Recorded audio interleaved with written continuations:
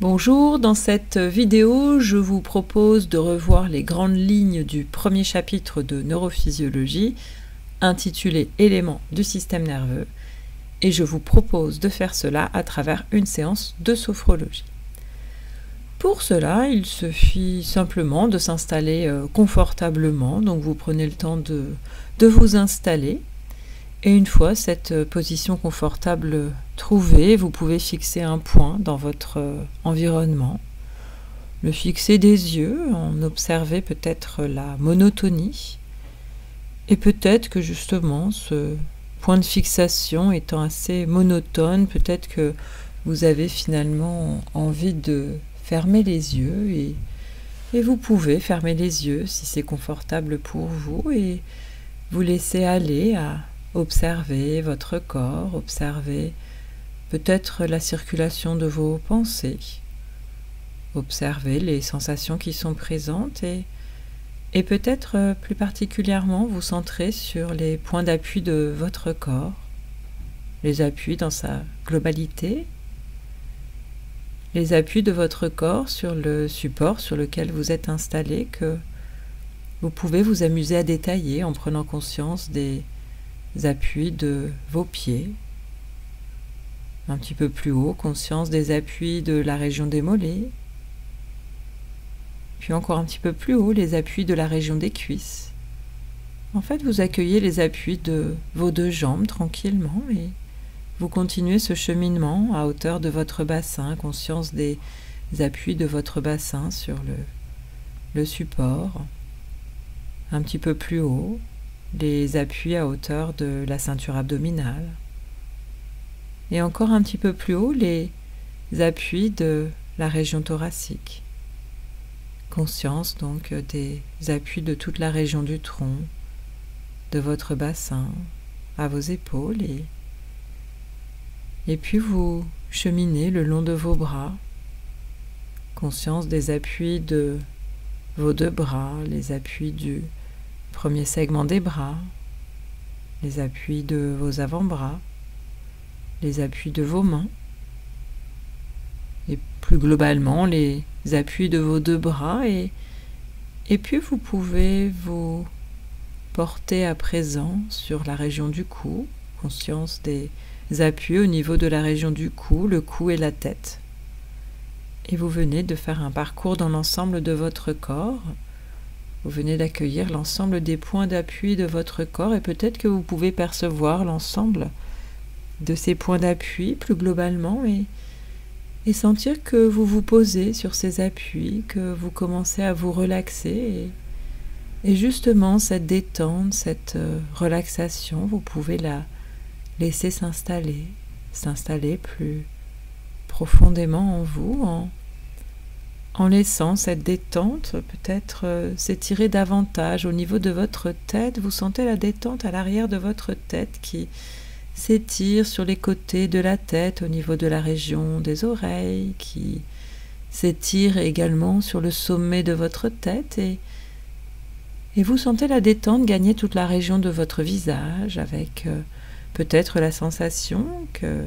avec cette détente votre front se lisse, que vos sourcils font de même,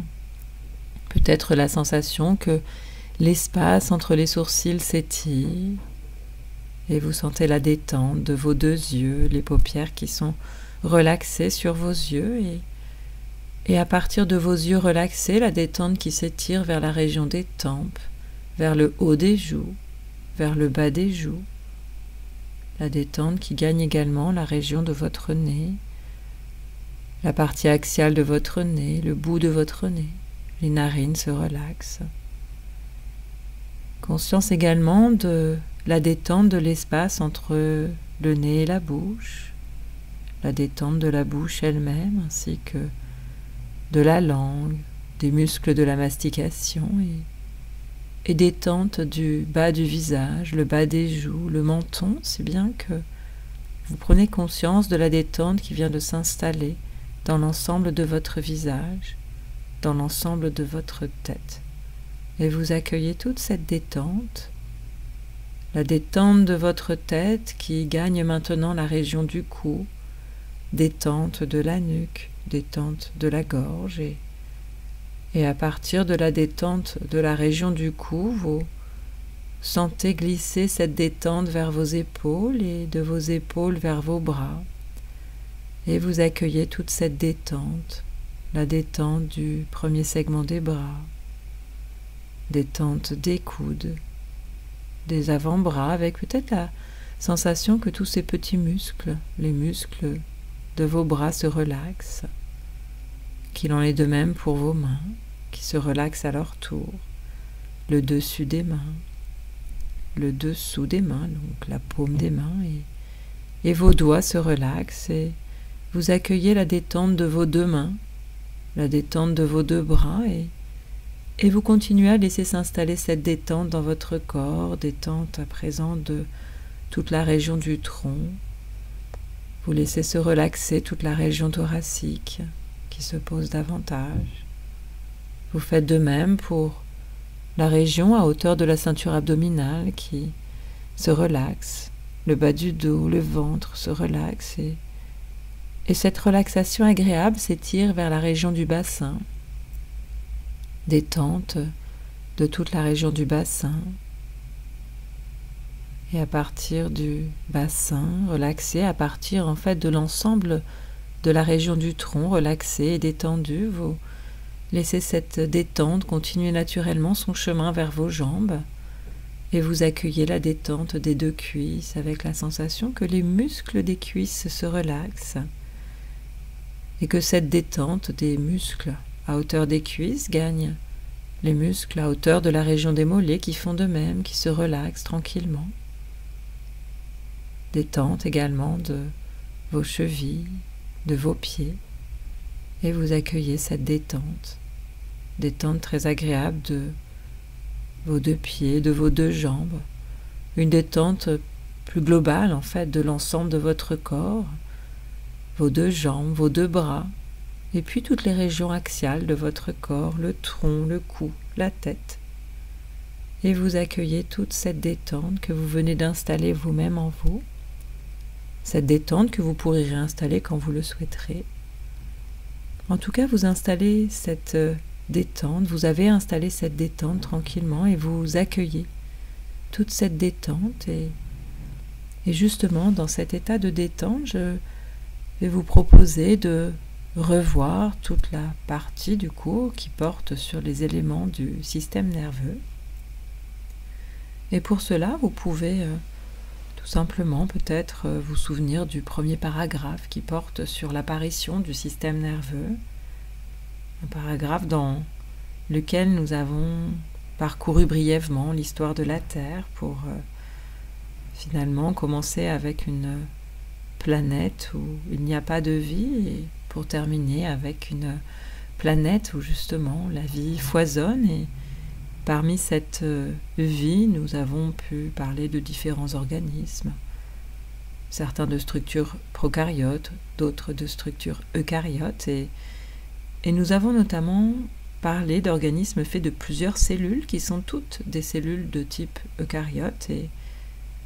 et parmi ces êtres faits de plusieurs cellules, qu'on appelle les êtres pluricellulaires, nous avons pu évoquer l'apparition justement du système nerveux qui va être présent chez certains de ces pluricellulaires, chez lesquels il va contribuer à la bonne entente entre les cellules. Un système nerveux qui permet cette coordination entre les cellules et qui réalise cette bonne coordination en intimité avec le système hormonal. Système nerveux, système hormonal existant les deux chez nous, qui sommes des animaux, tandis que les plantes n'ont que le système hormonal. Et justement, en faisant une petite comparaison brève entre animaux, végétaux, nous avons pu mettre en avant une autre fonction associée au système nerveux qui est la possibilité de déplacement, de motricité, ce que nous avons appelé l'autonomie motrice. Et donc nous avons pu nous centrer sur ces deux grandes fonctions du système nerveux, la coordination de l'ensemble des cellules, du pluricellulaire, en intimité avec le système hormonal, et puis l'autonomie motrice qui est une fonction plus spécifique du système nerveux. Et puis dans un deuxième paragraphe, nous nous sommes centrés sur les grandes fonctions du système nerveux, en parcourant un petit peu l'histoire des sciences dans ce domaine, et nous sommes partis pour cela de la préhistoire, où nous avons, à partir de crânes trépanés qui ont été trouvés et qui datent de cette période, envisagé des hypothèses sur les représentations que les humains préhistoriques pouvaient se faire de cette région du corps, de la tête, de l'encéphale, tout en sachant qu'il ne s'agit là que d'hypothèses, mais probablement en tout cas une position particulière de la tête pour ces humains préhistoriques. Puis nous nous sommes penchés sur l'Antiquité égyptienne d'abord, où finalement des écrits évoquent le lien entre le système nerveux et la motricité. Et puis nous avons parlé de l'Antiquité gréco-romaine avec différentes façons d'envisager les choses. Nous avons évoqué Hippocrate qui avait une vision moderne, Aristote qui a fait un pas en arrière, et Galien qui a de nouveau fait un pas en avant avec finalement une représentation du système nerveux à cette époque qui va au final associer bien sûr la motricité au système nerveux, mais aussi la sensorialité, et puis tout un tas d'autres fonctions cognitives, des fonctions mentales, qui vont être associées à ce système nerveux. Ce système nerveux qui ne va pas être tellement étudié pendant le Moyen-Âge, mais qui va l'être à nouveau à la Renaissance, avec tout un tas d'études anatomiques, avec par exemple Léonard de Vinci ou encore Vézal qui s'y intéressent. Puis vient la période grand siècle. Pour cette période, nous avions cité Descartes avec justement sa vision dualiste qui a d'une certaine manière été à l'origine d'une sorte de découpe en deux de l'humain, avec finalement un esprit qui sera laissé à la religion, tandis que le corps sera laissé à la médecine, ce qui va permettre de se pencher davantage sur le corps, de l'explorer davantage et d'accroître les connaissances dans le domaine du corps. On a évoqué aussi l'apparition du microscope, la mise au point de microscopes, et à la période suivante, au siècle des Lumières, des études plus microscopiques du tissu nerveux qui ont été réalisées, et au siècle d'après, au XIXe siècle, tout un tas d'observations qui sont faites, ce système nerveux de plus en plus détaillé. On sait à ce moment-là que tous les êtres vivants sont faits de cellules, c'est la théorie cellulaire de Schwann et Schleiden, et on finit à la fin du XIXe siècle par identifier des neurones, c'est Cajal qui identifie ces neurones. On va aussi, bien sûr, à cette période, envisager le système nerveux comme fonctionnant non pas selon des théories hydrauliques comme ça avait été proposé à l'Antiquité, mais plutôt sur un mode électrique, d'une certaine façon. Et puis, ça va être aussi le début de la localisation de fonctions cérébrales, avec par exemple Broca qui va associer une région de l'encéphale à une fonction, la fonction langagière. Ce qui sera aussi observé par Wernicke pour d'autres régions, lequel évoque l'idée qu'une fonction donnée n'est pas réalisée par une seule région de l'encéphale, mais probablement par plusieurs régions qui communiquent ensemble, qui échangent de l'information ensemble. Et puis nous avions aussi évoqué Brodmann à la fin du XIXe siècle, avec ces aires qu'il identifie, les aires cyto-architectoniques, et qui sont des aires qui servent toujours de point de repère pour se situer au niveau de l'encéphale. Puis nous avons évoqué les 20e, 21e siècles, et durant ces siècles, nous avons évoqué toutes les connaissances qui ont été mises au jour, grâce aussi au progrès de la technique, avec au final le développement de dispositifs qui permettent d'observer finalement le système nerveux en train de fonctionner avec de plus en plus de connaissances accumulées dans le domaine donc de la biologie et plus spécifiquement aussi des neurosciences, puisque nous avions d'une certaine façon conclu cette historique en parlant d'ère des neurosciences pour ce XXIe siècle, avec tout un tas de questions existentielles qui sont explorées mais qui restent toutefois en suspens. Et puis, suite à cette historique, nous sommes plus penchés sur véritablement les fonctions associées au système nerveux à travers un premier exemple où l'on s'imagine en train de marcher dans la rue avec quelqu'un qui nous appelle et on imagine à ce moment-là tout ce qui se passe dans notre système nerveux. Notre système nerveux qui est constitué du système nerveux central, l'encéphale, la moelle épinière, et du système nerveux périphérique, les nerfs, les récepteurs sensoriels, les ganglions nerveux. Et nous avions construit une représentation que nous avions pu appeler une sorte de schéma guide dans lequel nous avions listé un petit peu toutes ces fonctions du système nerveux qui mènent de la présence d'informations, de stimulation dans l'environnement à diverses actions réalisées par l'organisme. Nous avions évoqué la réception des informations par les récepteurs sensoriels, le transport de ces informations finalement devenues informations sensorielles, transport par des fibres nerveuses sensorielles ou afférentes situées dans des nerfs et qui permettent à cette information d'aboutir au niveau du système nerveux central, l'encéphale, la moelle épinière, qui vont intégrer ces informations et élaborer diverses réponses, des réponses qui vont être à nouveau transportées par cette fois-ci des fibres nerveuses motrices ou efférentes, situées elles aussi dans des nerfs et qui vont aboutir au système musculaire, le système musculaire étant le système effecteur du système nerveux, c'est lui qui exécute les ordres concoctés par le système nerveux. Et nous avions vu que cela mène à la réalisation, l'exécution d'actions. Donc nous pouvons prendre conscience de ce chemin et ce chemin nous l'avons aussi davantage détaillé en nous penchant sur les constituants du système nerveux. Pour envisager ces constituants du système nerveux, nous avons commencé par évoquer la notion de tissu. Nous avons très simplement dit qu'un tissu est fait de cellules, des cellules qui sont spécialisées, et puis des substances que ces cellules ont pu produire et libérer autour d'elles dans cet espace extracellulaire avec toutes ces molécules produites qui forment la matrice extracellulaire. Et nous avons également dit que chez les animaux, il y a 4 grands types de tissus qui sont le tissu épithélial, une sorte un peu de tissu de revêtement, le tissu conjonctif, une sorte un petit peu de tissu de remplissage. Nous ne nous sommes pas attardés finalement sur ces 2 types de tissus et nous avons évoqué les 2 dernières catégories,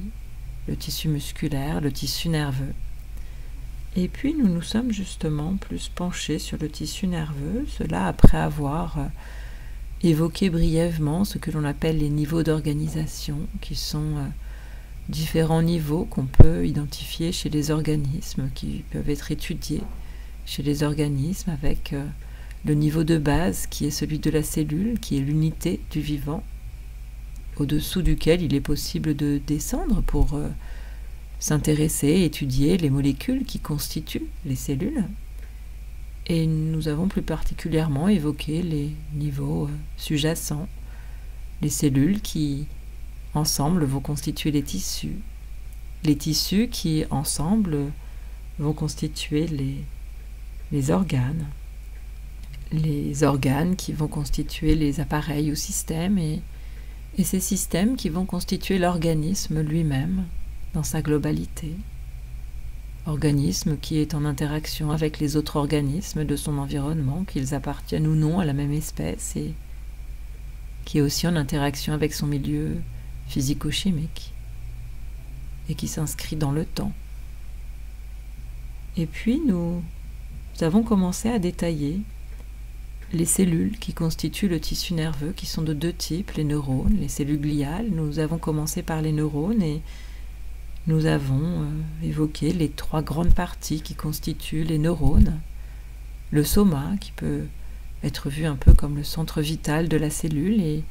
qui renferme tout ce que l'on trouve habituellement dans une cellule, toute cette fameuse machinerie cellulaire et notamment le noyau. Nous avons parlé de l'axone, un prolongement qui peut être assez long du neurone qui se termine par des petites ramifications qui constituent l'arborisation terminale, lesquelles se terminent par des petits renflements appelés les boutons synaptiques, les boutons synaptiques étant des zones d'articulation à d'autres neurones,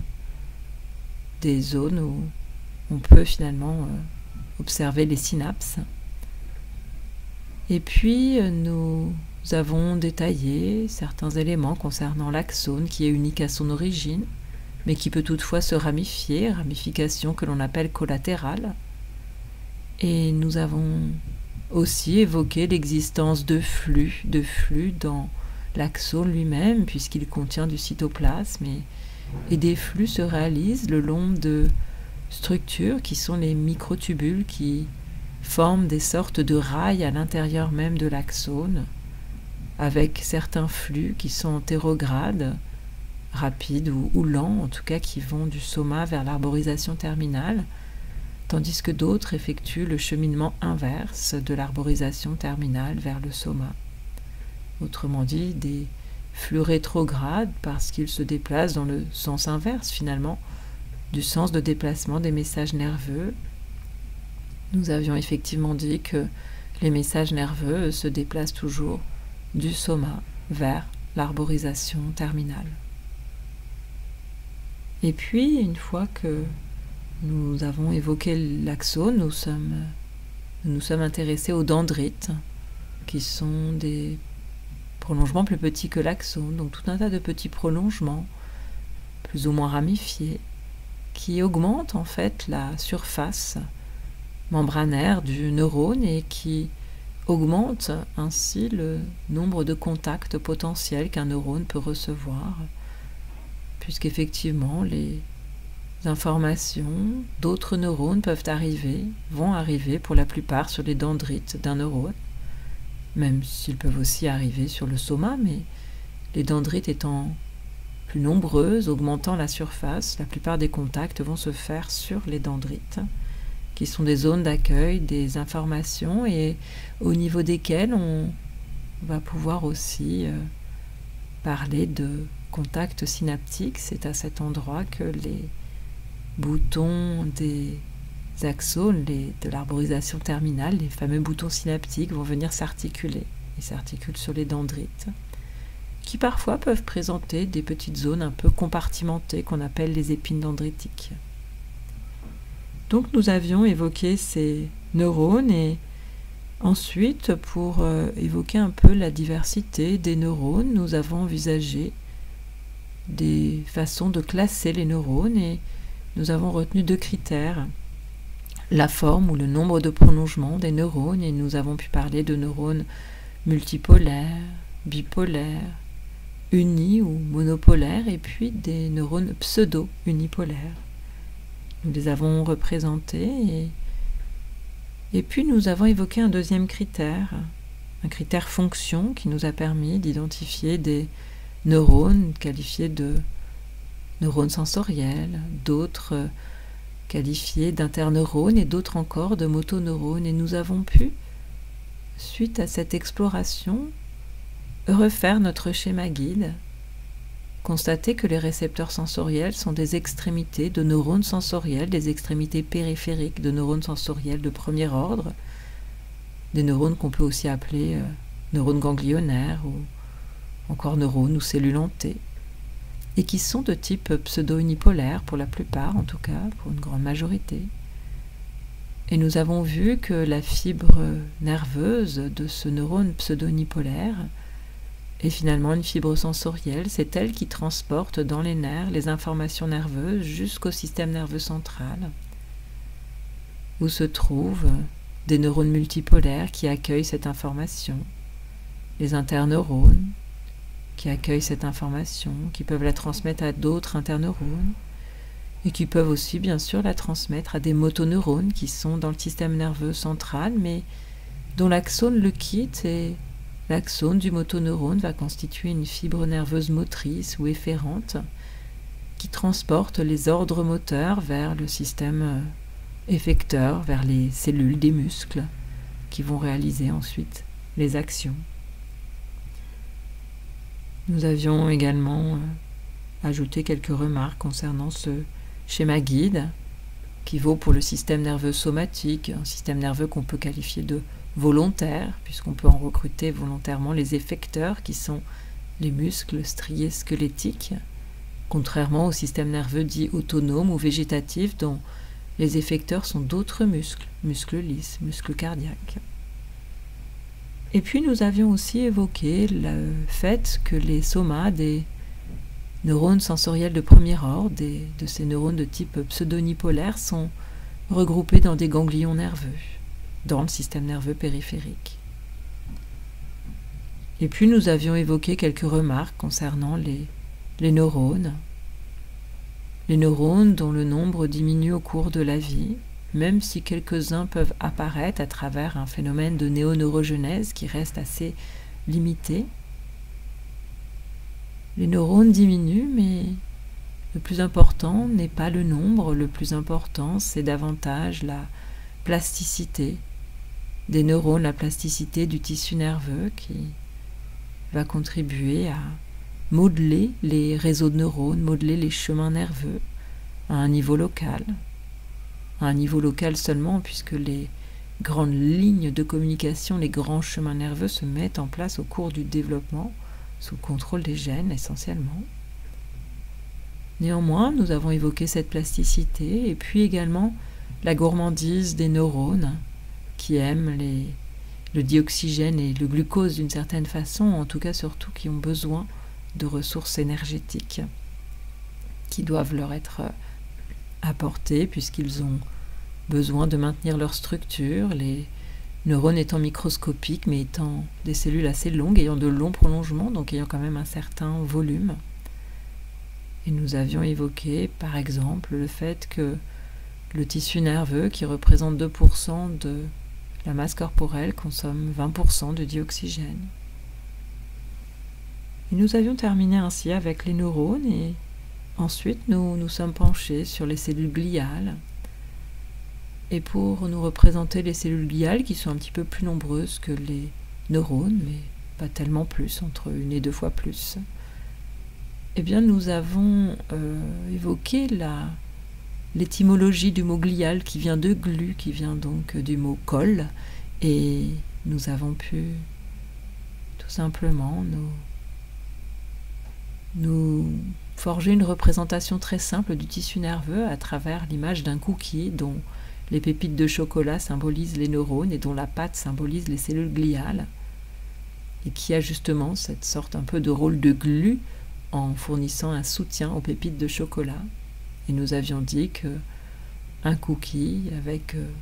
que la pâte ou que les pépites de chocolat n'est plus un cookie, qu'il faut les deux pour avoir ce gâteau, et que pour le tissu nerveux c'est la même chose, il faut à la fois les neurones et les cellules gliales qui ne peuvent fonctionner les unes sans les autres. Ces cellules sont interdépendantes les unes des autres. Et nous avons évoqué tout un tas de fonctions associées à ces cellules gliales, fonctions de soutien, fonctions nourricières, une fonction dans le modelage, une fonction aussi dans les messages nerveux qui vont être influencés par les cellules gliales de diverses façons. Et puis nous avons détaillé les cellules gliales que l'on trouve dans le système nerveux, les cellules gliales du système nerveux périphérique qui sont les cellules de Schwann, qui peuvent myéliniser ou non, les axones en constituant ou non des gaines de myéline. Et puis nous avions évoqué les cellules gliales du système nerveux central. Nous avons parlé des cellules épendymères qui tapissent la paroi interne du système nerveux central. ces cellules épandymères qui sont ciliées, qui ont des microvillosités, dont les cils et les microvillosités se situent dans la lumière du système nerveux central qui contient le liquide céphalorachidien.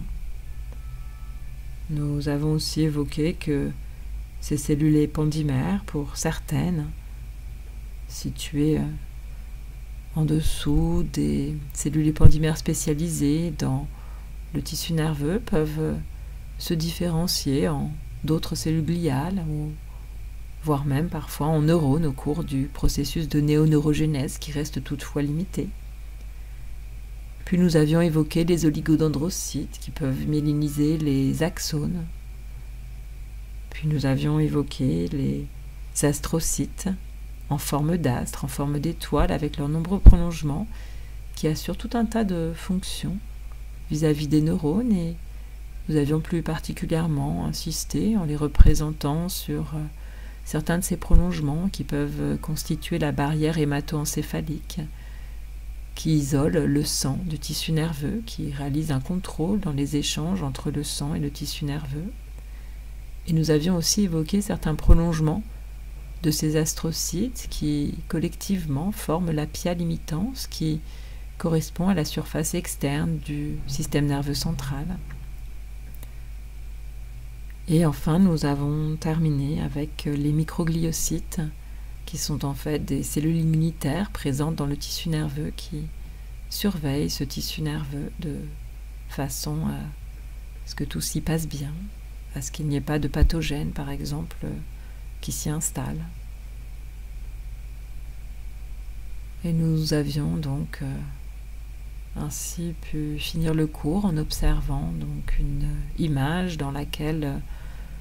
toutes ces cellules, neurones, cellules gliales, s'observaient en lien les unes avec les autres, en interaction, en communication les unes avec les autres. Et je vous propose de prendre le temps pour visualiser cette image et plus largement en fait pour accueillir tout ce que vous venez de visualiser, pour laisser toutes ces connaissances s'inscrire en vous. Vous pouvez même laisser en fait la visualisation repartir, vous pourrez bien sûr la retrouver aisément quand vous le souhaiterez. Vous laissez donc tous ces éléments s'inscrire en vous et vous allez progressivement plutôt vous centrer à nouveau sur la détente de votre corps, ressentir la relaxation de votre corps, tout ce bien-être que vous venez d'installer en vous, toutes ces connaissances qui sont en vous. Et puis, une fois tout ce bien-être, cette harmonie, ce calme accueilli, eh bien, je vais vous proposer tranquillement de vous préparer à faire votre retour vers votre état d'éveil habituel, donc à faire ce que l'on appelle la reprise. Et pour faire cette reprise, pour retrouver votre état d'éveil habituel, eh bien, toujours les yeux fermés, vous pouvez vous reconnecter à vos points d'appui et à travers les points d'appui de votre corps, vous vous reconnectez à la pièce dans laquelle vous êtes et vous sentez que progressivement, justement, eh bien, vous êtes de plus en plus reconnecté et que votre réveil commence à revenir. Vous pouvez d'ailleurs revoir l'environnement dans lequel vous êtes, l'espace dans lequel vous êtes installé. Et le fait de revoir cet espace, vous sentez que cela convoque davantage toute votre énergie d'éveil. Vous sentez votre corps s'éveiller à nouveau, toute cette énergie qui revient en vous, et vous allez d'ailleurs réentendre tout l'environnement sonore de l'espace dans lequel vous êtes, et c'est ça aussi, ça vous permet de regagner plus encore votre état d'éveil habituel. Donc vous réentendez l'espace autour de vous et peut-être que vous avez envie de vous étirer. Vous pouvez étirer les bras, étirer les jambes, vous pouvez bâiller, vous pouvez faire des grandes respirations sonores en inspirant et en expirant en faisant du bruit. Si vous le souhaitez, pour retrouver pleinement votre énergie, vous pouvez frictionner vos bras, vos jambes et sentir que ça y est, votre énergie d'éveil est de nouveau présente. Et une fois que vous vous sentez tout à fait éveillé, si ce n'est déjà fait, vous pouvez bien sûr ouvrir vos yeux, accueillir cette énergie d'éveil en vous, et puis vous allez pouvoir vous préparer à retrouver vos occupations du quotidien. Et pour ma part, je vous dis à bientôt pour une prochaine séance de sophrologie.